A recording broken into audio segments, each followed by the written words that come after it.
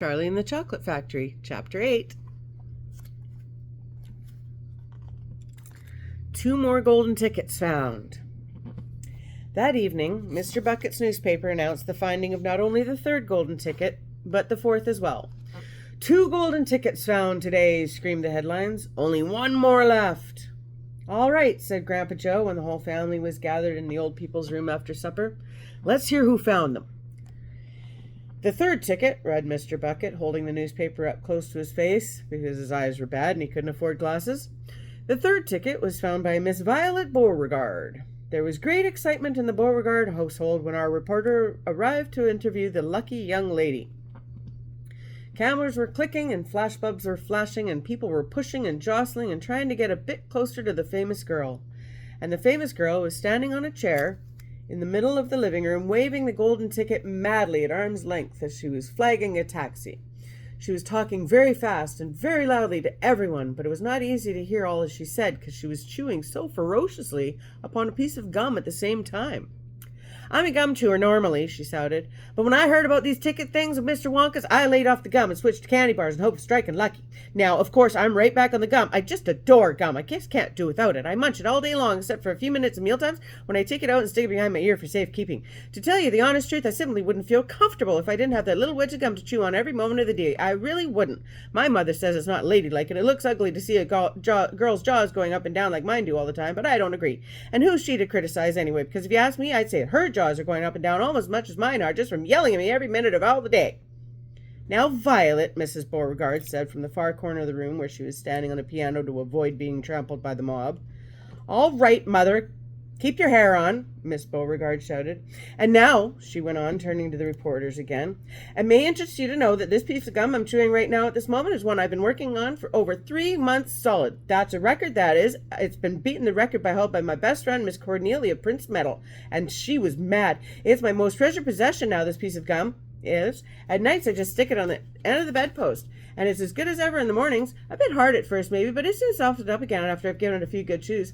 But before I started chewing for the world record, I used to change my piece of gum once a day. I used to do it in our elevator on the way home from school. Why the elevator? Because I like sticking the gooey piece that I just finished with onto one of the elevator buttons. Then the next person comes along, presses the button, and gets my old gum in the end of a figure. Ha ha! And what a racket they kicked up, some of them. You get the best results with women who have expensive gloves on. Oh yes, I'm thrilled to be going to Mr. Wonka's factory, and I understand that afterwards he's going to give me enough gum to last me the rest of my whole life. Whoopee! Woo-wee!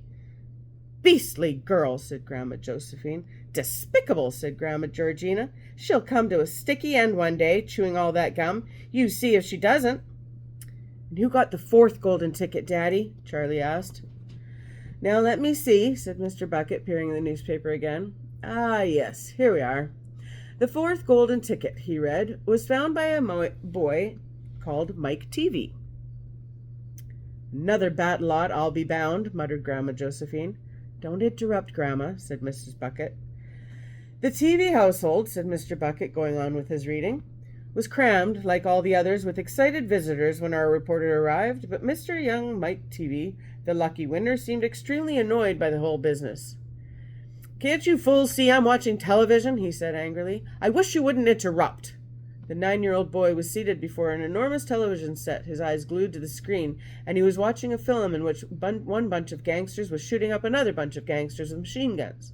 Mike TV himself had no less than 18 toy pistols of various sizes hanging from belts around his body, and every now and again he would leap up in the air and fire off half a dozen rounds from one another of these weapons. Quiet, he shouted when somebody tried to ask him a question. Didn't I tell you not to interrupt? This show's an absolute whiz-banger. It's terrific. I watch it every day. I watch all of them every day, even the crummy ones when there's no shooting. I like the gangsters best. There's Mike with all his guns, watching the television. They're terrific, those gangsters, especially when they start pumping each other full of lead, or flashing the old stilettos, or giving each other the 1, 2, 3 with the knuckle dusters. Oh boy, what I wouldn't give to be doing that myself. It's the life, I tell you. It's terrific. That's quite enough, snapped Grandma Josephine. I can't bear to listen to it. Nor me, said Grandma Georgina. Do all children behave like this nowadays?